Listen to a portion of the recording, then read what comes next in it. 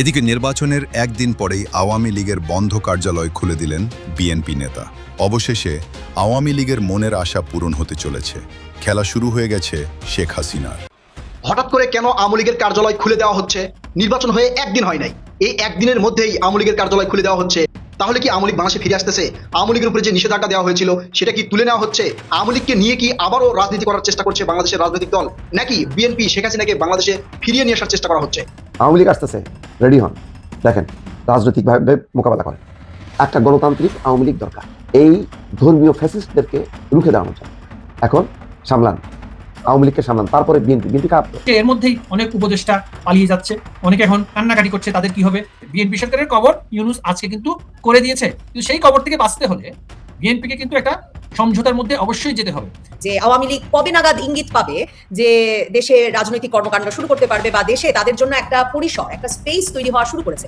এই লোকগুলি যেন দেশের বাইরে কোনোভাবেই না যেতে পারে। ইউনূস, আসিফ নজরুল ডিস্ট্রয় করে দিয়েছে। যেন ওদের বিরুদ্ধে ইনকোয়ারি হয়, ওদের বিরুদ্ধে ইনভেস্টিগেশন করতে হবে, একদম ট্রান্সপারেন্ট ইনকোয়ারি আর ইনভেস্টিগেশন করে এবং পাবলিককে জানিয়ে দিতে হবে যে এরা কি করেছে।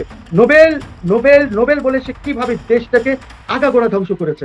দর্শক, নতুন একটা নিউজ আপনাকে স্বাগতম। প্রিয় দর্শক, বাংলাদেশের মধ্যে ঘটে যাওয়া বেশ কিছু চলমান ঘটনাবলী থেকে আপনাদের সামনে কয়েকটা গুরুত্বপূর্ণ খবর নিয়ে হাজির হয়েছি, যার কিছুটা অংশবিশেষ ইতিমধ্যেই ভিডিওর শুরুতেই দেখেছেন। তো দর্শক, ভিডিওর শুরুটা দেখেই কিন্তু বুঝতে পেরেছেন আজকের নিউজটা ঠিক কতটা গুরুত্বপূর্ণ হতে চলেছে। তাই বলবো, যারা ভিডিওটি অন করেছেন না টেনে সম্পূর্ণ নিউজটি মনোযোগ সহকারে দেখতে থাকুন। দর্শক, আর দেরি না করে চলুন দেখে আসবো আজকে সেই কাঙ্ক্ষিত ভিডিওগুলো। তবে তার আগে বলবো, যারা এখনো চ্যানেলটি সাবস্ক্রাইব করেননি অবশ্যই চ্যানেলটি সাবস্ক্রাইব করে পাশে থাকা বেল আইকনটি ক্লিক করে দিন। আর যারা ইতিমধ্যেই চ্যানেলটি সাবস্ক্রাইব করে রেখেছেন তাদেরকে অসংখ্য ধন্যবাদ। তো চলুন দর্শক, ভিডিওটিতে একটি লাইক দিয়ে আমরা ধারাবাহিকভাবে সবগুলো ভিডিওর আলোচনা দেখে আসি। হঠাৎ করে কেন আওয়ামী লীগের কার্যালয় খুলে দেওয়া হচ্ছে? নির্বাচন হয়ে একদিন হয় নাই, এই একদিনের মধ্যেই আওয়ামী লীগের কার্যালয় খুলে দেওয়া হচ্ছে। এইদিকে সরকার গঠনই হয় নাই। তাহলে কি আওয়ামী লীগ বাংলাদেশে ফিরে আসতেছে? আওয়ামী লীগের উপরে যে নিষেধাজ্ঞা দেওয়া হয়েছিল সেটা কি তুলে নেওয়া হচ্ছে? আওয়ামী লীগকে নিয়ে কি আবারও রাজনীতি করার চেষ্টা করছে বাংলাদেশের রাজনৈতিক দল, নাকি বিএনপি শেখ হাসিনাকে বাংলাদেশে ফিরিয়ে নিয়ে আসার চেষ্টা করা হচ্ছে? সকল প্রশ্নের উত্তর আজকে আপনাদেরকে দিব। তার আগে মনোযোগ সহকারে এই ভিডিওটা শোনেন। চাকলাট ইউনিয়নের সাবেক চেয়ারম্যান জননেতা জনাব আবু দাউদ প্রধান, তিনি প্রথমেই যে কাজটি করেছেন বাংলাদেশ আওয়ামী লীগের প্রতি তথা আওয়ামী লীগের তৃণমূল পর্যায়ের নেতা কর্মীদের প্রাণের যে সংগঠন আমাদের চাকলাট ইউনিয়ন আওয়ামী লীগকে তিনি আজকে তালামুক্ত অবমুক্ত করেছেন।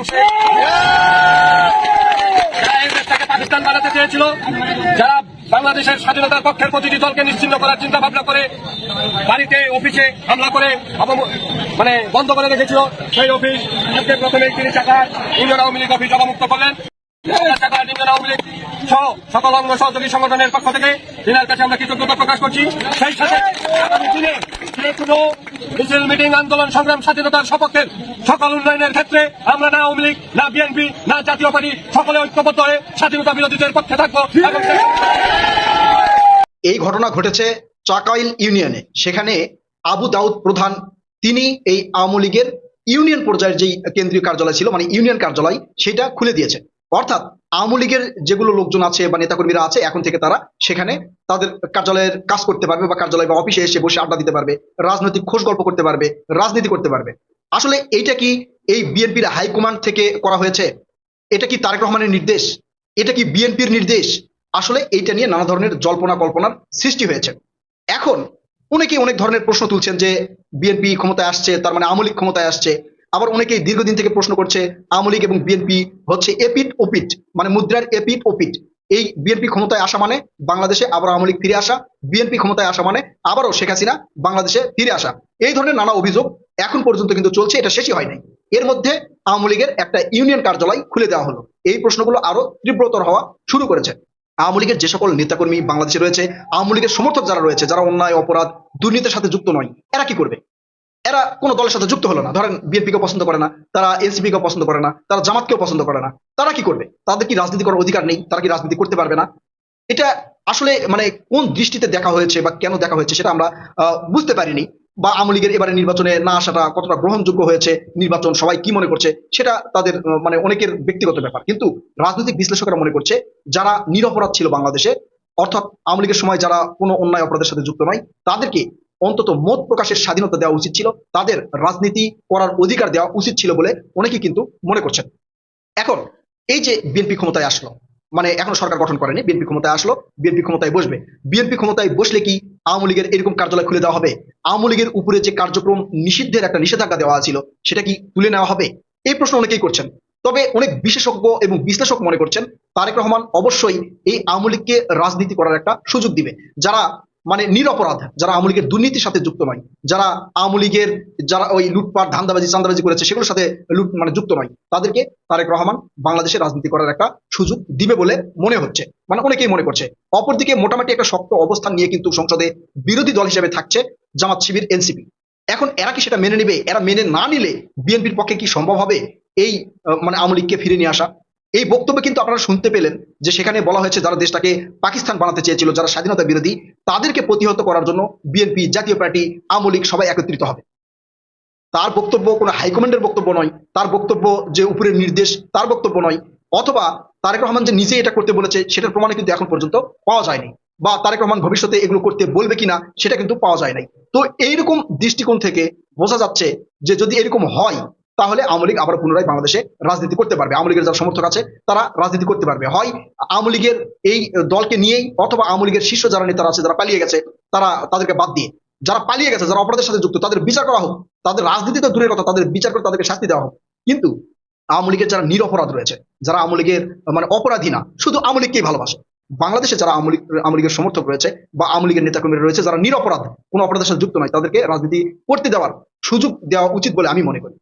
তাই আমার দৃষ্টিকোণ থেকে আমি যদি বলি যে কাজটা ভালো হয়েছে, রাজনীতিতে আওয়ামী লীগ ফিরে আসুক, তারা তাদের মতো করে রাজনীতি করুক, এবং সেই রাজনীতিটা অবশ্যই সৎ এবং ন্যায়ের পথে যেন হয়।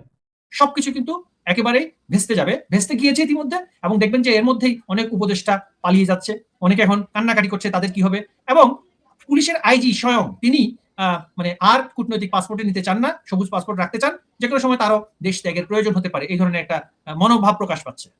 মানে আপনারা খুবই খুশি তার মানে যে বিএনপি এসেছে ক্ষমতায়, মানে আপনাদের ভেতরে একটা প্রত্যাশা যে বিএনপি আপনাদের ফেরার পথ করে দেবে, সেনাবাহিনী উঠে যাবে, ধীরে ধীরে বিএনপি এই পথ করে দেবে। তার মানে কি আপনাদের নেতা কর্মী সমর্থকেরা যারা ভোট দিতে গিয়েছেন, আপনি বলছিলেন বিরুদ্ধ পক্ষের পরিবর্তে অন্য পক্ষকে ভোট দিয়েছে, মানে তারা বিএনপির পক্ষে ভোট দিয়েছে, মানে বিএনপির উপরে এটা কি একটু অধিক প্রত্যাশা হচ্ছে আপনাদের? কারণ জামায়াতে ইসলামী বিএনপির ঘনিষ্ঠতার বিষয়টাও তো মাথায় রাখা দরকার বোধহয়।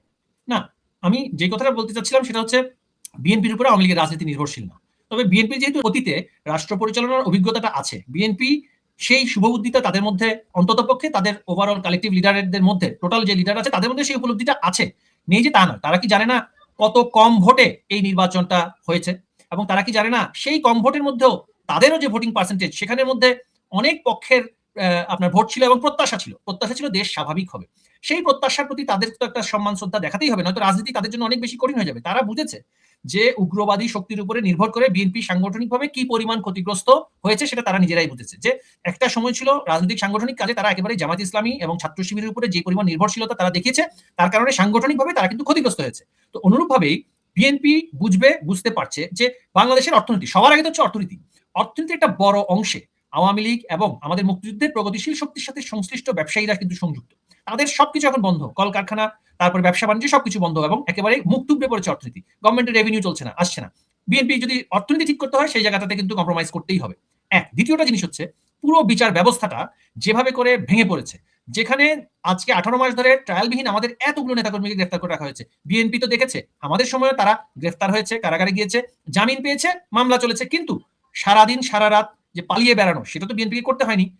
তো এই যে বিষয়গুলো, এবং এটা যদি চলমান থাকে, আওয়ামী লীগকে কিন্তু আপনি এই মুহূর্তে আওয়ামী লীগের রাজনৈতিক এবং সাংগঠনিক সিদ্ধান্তের কারণে কিন্তু আওয়ামী লীগ এই ভোটটা বয়কট না প্রতিহত করার কাজটা করেনি। দেখুন 14 সালে কিন্তু বিএনপি ভয়াবহ প্রতিহত করতে গিয়ে মানুষের আস্থা একেবারে হারিয়েছিল, এবং সারা দেশে যে আগুন সন্ত্রাস করেছে এর ফলে কিন্তু তারা দীর্ঘদিন ধরে মানুষের একটা মানে বিরূপ মনোভাবের শিকার হয়েছে। আওয়ামী লীগ সেই কাজটা করেনি। আওয়ামী লীগ নীরবে ভোটারদের উদ্দেশ্যে বার্তা দিয়ে কিন্তু এই ভোটকে বর্জন করার জন্য আমরা অনুরোধ করেছি। আমরা কোথাও একটি জায়গাতেও আমাদের কোনো নেতাকর্মী কোথাও কোনো ধরনের অপঘাতমূলক কাজ, কোথাও আক্রমণ কোথাও করেনি। এগুলো করা খুবই সহজ। কোথাও গিয়ে কোনো ধরনের অস্ত্র ছাড়া, কোনো ধরনের বিস্ফোরক ছাড়া নয়েজ ক্রিয়েট করা, কেওস ক্রিয়েট করা খুবই সহজ একটা বিষয়। আওয়ামী লীগ সেই কাজটা করেনি। কেন করেনি? আওয়ামী লীগ বিশ্বাস করে যে রাজনৈতিক কোনো সরকার যে কোনো মূল্যে একটি অরাজনৈতিক বিদেশের দাসত্বকারী এনজিও সরকারের চাইতে অনেকাংশে ভালো। সেটা কিন্তু আওয়ামী লীগের একটা প্রান্তিক পর্যায় থেকে শুরু করে সর্ব জায়গায় একটা আস্থা একটা আছে যে any political government is little better then totally non political government. এখন সেই আস্থার জায়গাটা তো মানে সেই ভাবনার জায়গাটা তো আওয়ামী লীগের মধ্যে আছে, এবং সেক্ষেত্রে আপনি দেখবেন যে কোনো সরকার, সেটা যে কোনো রাজনৈতিক দল কর্তৃক যদি সৃষ্টি হয়, তাদের কিন্তু জবাবদিহিতার জায়গায় কিন্তু দল থাকে, তাদের জবাবদিহিতার জায়গায় জনগণ থাকে। কিন্তু এই যে ব্যক্তিগুলো আদিল, রিজওয়ানা আর এই যে আসিফ নজরুল, তাদের তো কোনো দল নেই, তাদের কোনো সংগঠন নেই, তারা তাদের নিজের পরিবারের কাছে জবাবদিহি না। সুতরাং তারা যা ইচ্ছা তাই করেছে, এবং রাষ্ট্র ব্যবস্থাকে সবচেয়ে খারাপভাবে তারা ব্যবহার করে। আজকে দেখবেন কিভাবে ব্যবহার করেছে, যে তাদের মানে এক্সিটের 3 দিন আগে মার্কিন যুক্তরাষ্ট্রের সাথে একটা সম্পূর্ণ গোপন একটা চুক্তি করে ফেললো, এবং সেখানে বোয়িং কেনা থেকে শুরু করে বাংলাদেশের কৃষিখাত ধ্বংস করে সেখানকার সাবসিডাইজ কৃষি পণ্য বাংলাদেশে ট্যারিফ ফ্রি আনার জন্য সেখানে অঙ্গীকার করে হেন কিছু দেশের অর্থনীতি আগামী 5 বছর ভেঙে দেওয়ার জন্য যা যা করা দরকার, ইউনূস কিন্তু সেই কবর, পরবর্তী সরকারের বিএনপি সরকারের কবর ইউনূস আজকে কিন্তু করে দিয়েছে। কিন্তু সেই কবর থেকে বাঁচতে হলে বিএনপিকে কিন্তু একটা সমঝোতার মধ্যে অবশ্যই যেতে হবে, এবং রাষ্ট্রীয় প্রতিষ্ঠানগুলোকে যথাযথভাবে কাজ করার সেক্ষেত্রে স্বাধীনতা দিতে হবে। এবং সবচেয়ে বড় যে বিষয়টি, আপনি দেখবেন যে যারা মব ভায়োলেন্স করেছে, পুলিশদের হত্যা করেছে, আমাদের নেতাকর্মীদেরকে হত্যা করেছে, সেই সমস্ত ব্যক্তিদের যদি বিচার না হয়, মানুষের কিন্তু বিচার প্রশাসন এবং পুলিশ এবং আইন শৃঙ্খলার উপরে আস্থা যেটা একেবারে চলে গিয়েছে, সেটা ফেরত আসেনি। সেটা না আসলে কিন্তু প্রথম শর্ত হচ্ছে নিরাপত্তা। নিরাপত্তার জায়গায় যদি তারা ঘাটতি দেখায়, অর্থনীতি আর চলবে না। নিরাপত্তা না থাকলে আর দেশে কোনো অর্থনীতি থাকে না। তো সেই জায়গাটাতে তারা হাত দিতে গেলে কিন্তু জামায়াত ইসলামীর যে সমস্ত জঙ্গিরা এখন পর্যন্ত, এনসিপির যে সমস্ত জঙ্গিরা এবং অন্যান্য দলগুলোর যে সমস্ত জঙ্গি আউটফিট আছে, লস্করে তাইবার সাথে যাদের সাথে সম্পর্ক করেছে, যারা জৈশে মোহাম্মদের সাথে সম্পর্ক করেছে, তাদেরকে কিন্তু টার্গেট করে করে অস্ত্র উদ্ধার করতে হবে, তাদের বিচার করতে হবে। তাহলে মানুষের মধ্যে একটা স্বস্তি এবং আস্থার জায়গাটা ফেরত আসবে। তারপরে কিন্তু তারা সরকার পরিচালনা করতে পারবে। আপনাদের কাছে প্রশ্ন, মানে আমরা খবর পাচ্ছিলাম যে দিল্লিতে আপনারা ঘন ঘন বৈঠক করছেন নেতৃবৃন্দ মিলে। আমি জানতে চাই যে আপনারা এখন কিসের জন্য অপেক্ষা করবেন? তারেক রহমান বা বিএনপি সরকার আওয়ামী লীগের ওপর থেকে নিষেধাজ্ঞার নির্বাহী আদেশ সরিয়ে নেবে, বা আপনাদেরকে ধীরে ধীরে বাংলাদেশ জুড়ে রাজনৈতিক কর্মকাণ্ড শুরু করতে একরকম ইঙ্গিত দেবে, তার অপেক্ষা করবেন? নাকি আপনারা বিএনপি সরকারের কাছে দাবি জানাবেন, আন্দোলন পরিচালনা করবেন যে আপনাদের ওপর থেকে নিষেধাজ্ঞার নির্বাহী আদেশ উঠিয়ে নেওয়া হোক? মানে আপনাদের আগামীর প্রত্যাশা বা স্ট্র্যাটেজিটা কি? আমাদের একটা রাজনৈতিক কৌশল আছে, সেই কৌশল আমি এখানে বিস্তারিতভাবে আলোচনা করতে পারছি না। তবে আমি যদি একবারে নির্মোহভাবে বলি, অবজেক্টিভলি যদি বলি, দেখুন এই যে কাগুজে নিষেধাজ্ঞা, সেটা কিন্তু কোনো মূল্য নেই। বিষয়টা কিন্তু নিষেধাজ্ঞা দেওয়ার কারণে যে আওয়ামী লীগ এই ধরনের নির্যাতনের মধ্যে আছে তা কিন্তু নয়। বিষয়টা হচ্ছে রাষ্ট্র প্রশাসনকে সরাসরি আওয়ামী লীগের বিরুদ্ধে, বিশেষ করে সেনাবাহিনীকে সম্পৃক্ত করে। আমাদের যেই 15 বছরের রাষ্ট্র পরিচালনার ক্ষেত্রে আমরা কখনো কোথাও সেনাবাহিনীকে ব্যবহার করে বিএনপির কোনো মিছিল, মিটিং বা কোনো ধরনের সমাবেশে আমাদের কোনো ধরনের ব্যবস্থা নেইনি। এখন যেহেতু এই পর্বটা একদিক থেকে সমাপ্ত হতে যাচ্ছে, আরেকটা পর্ব হচ্ছে বিচারাঙ্গন। আমাদের যে বিচার ব্যবস্থার মধ্যে আওয়ামী লীগের সময়ও দীর্ঘ 15 বছরে যে আদালত অঙ্গনে বিএনপির যে রাজনীতিটা, সেটাতে কিন্তু আমরা কখনো হস্তক্ষেপ করিনি। সুপ্রিম কোর্ট থেকে শুরু করে একেবারে জেলা বারগুলোতে সেই আদালত অঙ্গনের মধ্যে বিএনপির আইনজীবীরা, তারা কিন্তু যেভাবে করে ভোট হয়েছে, ভোটের মধ্যে তারা অনেক জায়গায় বিজয়ী হয়েছেন, এবং দীর্ঘদিন ধরে এই যে সুপ্রিম কোর্ট বার অ্যাসোসিয়েশন কিন্তু বিএনপি নেতাকর্মীদের দ্বারাই পরিচালিত হয়েছে, এবং সেখানে তারা যেখানে আইনিভাবে যতটুকু রিলিফ পাওয়ার সবসময় তারা পেয়েছে, এবং সেই কারণেই কিন্তু বিএনপি রাজনীতিটা সেভাবে করে মানে ক্ষতিগ্রস্ত হয়নি, এবং তাদেরকে যেভাবে করে আত্মগোপনে যাওয়া বা তাদেরকে যেই সংখ্যাটা আমাদের নেতাকর্মীরা আজকে অত্যাচারিত, নির্যাতিত এবং মৃত্যুবরণ করেছে, সেই ধরনের কোনো ক্ষতি তাদের হয়নি। তো আমাদের সামনের পথগুলোতে এই বিষয়গুলো খুবই গুরুত্বপূর্ণ। একটা হচ্ছে যে সেনাবাহিনীকে অপব্যবহার করার পথটা নতুন সরকার যারাই আসবে তাদের জন্য অনেকটাই সীমিত, এবং বলতে গেলে থাকার কথা নয়। রিডিপ্লয়মেন্ট ইজ ফার মোর ডিফিকাল্ট দেন যে যাদেরকে বর্তমানে ডিপ্লয় করে আমাদের বিরুদ্ধে ব্যবহার করা হচ্ছে। দ্বিতীয় বিষয় হচ্ছে বিচারাঙ্গনের পরিস্থিতিটা স্বাভাবিক হওয়ার উপরে অনেক কিছু নির্ভর করছে, কারণ আমাদের নেতাকর্মীরা এখন যারা কারাগারে আছে, তারা তাদের অধিকার অনুযায়ী তারা কিন্তু সবাই জামিনযোগ্য। দীর্ঘদিন ধরে তারা কারাগারে আছে। মার্ডার কেসের আসামি এতদিন ধরে কারাগারে থাকে না, কিন্তু আমাদের বিরুদ্ধে সেটা করছে। আরেকটা হচ্ছে ক্যাঙ্গারু কোর্ট, আইসিটি ট্রাইব্যুনাল। সেই আইসিটি ট্রাইব্যুনালটা জামাত সম্পূর্ণভাবে তাদের লোকদের দিয়ে পরিচালিত করে আমাদের বিরুদ্ধে দ্রুত অল্প সময়ের মধ্যে কিছু ফ্লিমজি মানে প্রমাণাদি তৈরি করে অবৈধভাবে সেখানে কনভিকশন দিয়েছে, এবং সেগুলো কিন্তু সামনের দিকে নিয়ে যেতে চায়। এই বিষয়গুলো কিন্তু পরিবর্তিত হয়ে আসার সম্ভাবনা আমাদের দৃষ্টিতে অবশ্যই থাকবে, কারণ ন্যূনতম রাষ্ট্র পরিচালনার নর্ম যদি তাদের থাকে, এই প্রতিষ্ঠানগুলো থাকে, তাহলে সেগুলো মানে বিস্তৃত হবে না। চতুর্থত আন্তর্জাতিকভাবে একটা বার্তা চলে গিয়েছে যে পশ্চিমা শক্তির কাছে, যে তাদের পোস্টার বয় ইউনূস একটা জঙ্গি গোষ্ঠীর উপরে ভর করেছিল, এবং তারা হয়তোবা জেনে সেখানে সমর্থন দিয়েছে, না জেনে সমর্থন দিয়েছে, তাদের কিছু উদ্দেশ্য ছিল, ইকোনমিক ইন্টারেস্ট। সেই সমস্ত ইকোনমিক ইন্টারেস্টটা তারা কিন্তু এই মুহূর্তে নিয়ে ফেলেছে। আপনি মার্কিন যুক্তরাষ্ট্রের সাথে যে চুক্তি হয়েছে সেখানে দেখবেন তাদের যা যা চাহিদা ছিল সবকিছু তারা নিয়ে ফেলেছে। অর্থাৎ তাদের যে পাওনা সেটা সরকারকে বসানোর ফলে তাদের যা যা রিওয়ার্ডের দরকার ছিল, রিটার্ন অন ইনভেস্টমেন্ট, এই যে আপনি দেখেছেন যে প্রেসিডেন্ট ডোনাল্ড ট্রাম্প বলছেন যে মিলিয়নস অফ ডলার ইউএসএইড এর মাধ্যমে নানান ভুয়া এনজিওকে দিয়ে সরকার পরিবর্তন করার কাজে ব্যবহৃত হয়েছে। প্রেসিডেন্ট ট্রাম্পের কথা আমি বলছি না। তো সেই অর্থ যেগুলো বিনিয়োগ হয়েছে, এটা কিন্তু তারা একটা চুক্তির মাধ্যমে সেটা সবকিছু নিয়ে ফেলেছে। বোয়িং কিনতে হবে, তারপরে তাদের যেই সাবসিডাইজড কৃষি পণ্য বাংলাদেশে ঢুকতে দিতে হবে, ট্যাক্স ফ্রি, নানান ধরনের মানে অর্থনৈতিক যেটা বিষয় তারা কিন্তু রিজলভ হয়ে গেছে। এখন তাদের সেকেন্ড বিষয়টা হচ্ছে সিকিউরিটি গ্রাউন্ড। তারা দেখছে বাংলাদেশে একটা উগ্রবাদী ধর্মীয় শক্তির উত্থান হয়েছে, এবং কারাগার থেকে জঙ্গি উগ্রবাদী সবাইকে ছেড়ে দেওয়া হয়েছে। এটা তাদের দেশের জন্য, তাদের দেশগুলোর জন্য ব্যাপক একটা হুমকির সম্মুখীন। এখন বাংলাদেশে যদি এই উত্থানটা আরো ব্যাপকভাবে হয়, তখন তাদের দেশগুলো, পশ্চিমা দেশগুলো, ইউরোপ, আমেরিকা, ব্রিটেন, অস্ট্রেলিয়া, তাদের ওখানে যেভাবে করে মুসলিম ব্রাদারহুডের এবং হামাসের সাথে সম্পৃক্ত যে সমস্ত উগ্র ইসলামিক সংগঠন বাংলাদেশে উত্থান হয়ে থাকলে সেখানে তাদের কার্যক্রম অনেক বেড়ে যাবে, যার ফলে তাদের একটা প্রজন্মের মধ্যে এই উগ্রবাদ, অতিরক্ষণশীলতা, কট্টরপন্থা বেড়ে যাবে। তারা চাইবে না এদের একটা সেফ হেভেন বাংলাদেশে হোক, কারণ বাংলাদেশের পপুলেশনটা অনেক বড়, এবং তাদের যদি একটা মাদার কান্ট্রি তৈরি করতে পারে, কট্টরপন্থা উগ্রপন্থার মাদার কান্ট্রি যদি তৈরি হয়, আপনি যেভাবেই বলুন না কেন, আদর্শিক দিক থেকে জামায়াত ইসলামী এবং তার যেই মানে যারা অ্যালায়েন্সের মধ্যে আছে, তারা কিন্তু সেই লক্ষ্যেই কাজ করে যে একটা ধর্মভিত্তিক রাষ্ট্র তারা তৈরি করবে, শুধু দেশে না। এটা তো যেহেতু তাদের একটা মানে ভ্রান্ত একটা উম্মার ধারণা আছে, যেখানে সারা পৃথিবীকে একটা সাম্রাজ্যবাদী দৃষ্টিতে দেখে যে সেখানে আরেকজনের জায়গা দখল করতে হবে, দেশ দখল করতে হবে, যুদ্ধ করতে হবে, জিহাদ করতে হবে। এই যে জিহাদের এক্সপোর্ট সেন্টার জন্য বাংলাদেশ না হয়, বস্ত্র বা অন্যান্য পণ্যের এক্সপোর্ট সেন্টারে যাতে বাংলাদেশ থাকে, এটা পশ্চিমারা চাইবে, এবং সেই ক্ষেত্রে তাদের উপরে ব্যাপক চাপ থাকবে যে স্বাভাবিক রাজনীতি করার জন্য সকল রাজনৈতিক শক্তিকে, শুধু আওয়ামী লীগ না, জাতীয় party, workers party, communist party, বাংলাদেশে অনেক রাজনৈতিক দল আছে, তাদের সবাইকে সুষ্ঠুভাবে এবং কোনো ধরনের হয়রানি ছাড়া রাজনীতি করার সুযোগটা অবশ্যই দিতে হবে। এখন আপনার কাছে আবার প্রশ্ন, আপনার ধারণা কি বলে যে আওয়ামী লীগ কবে নাগাদ ইঙ্গিত পাবে যে দেশে রাজনৈতিক কর্মকাণ্ড শুরু করতে পারবে, বা দেশে তাদের জন্য একটা পরিসর, একটা স্পেস তৈরি হওয়া শুরু করেছে? মানে আপনারা সেই সবুজ সংকেত কবে নাগাদ পাবেন বলে আশা করেন, ধারণা করেন? এটাই শেষ প্রশ্ন, কবে ফিরতে পারবেন? আমাদেরকে কারো সবুজ সংকেতের অপেক্ষা করতে হবে না। আমরা সবুজ সংকেতের নির্দেশনায় বা সবুজ সংকেতের আশায় রাজনীতি করছি না। আওয়ামী লীগ রাজনীতিতে ছিল, বাংলাদেশের একেবারে প্রান্তিক পর্যায়ে, তৃণমূল পর্যায়ে রাজনীতিতে আওয়ামী লীগ সবসময় ছিল এবং আছে, আজকেও আছে, আগামীতেও থাকবে। আওয়ামী লীগকে একটা কাগজের অর্ডার দিয়ে, ওই যে বিবিসির সাবেক সাংবাদিক সাবির মুস্তফা যে কথাটা বলেছেন, যে একটা আওয়ামী লীগকে আপনি হাওয়া করে দিবেন একটা নির্বাহী আদেশ দিয়ে, এটা কখনো সাস্টেইনেবল না। তো সুতরাং আওয়ামী লীগ যেহেতু মাঠে আছে এখনো, এখন যেহেতু এই তাদের আমাদের এক নম্বর যে শত্রু, দেশের যে এক নম্বর শত্রু ইউনুস এবং তার গং, তাদের যে আস্ফালন যে অনেক কমেছে, আপনি এই ইউনুস মূল চেয়ারে না বসে থাকলে বাকি পাটোয়ারি বলুন বা এই হাসনাতদের যে আস্ফালন, সেই আস্ফালনও কিন্তু 90% কমে যাবে।